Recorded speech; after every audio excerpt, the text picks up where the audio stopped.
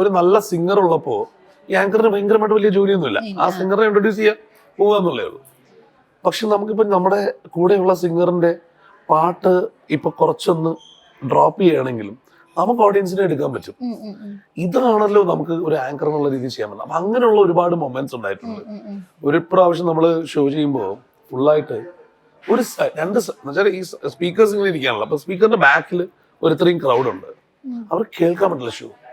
അതായത് ഇപ്പൊ നമ്മൾ എത്ര നല്ല ഷോ നടത്തിയാലും ഈ ഇരിക്കുന്ന ആൾക്കാരിൽ ഇത്രയും ഭാഗത്തുള്ള രണ്ട് സൈഡിലുള്ള ആൾക്കാർക്ക് കേൾക്കാൻ പറ്റുന്നില്ല.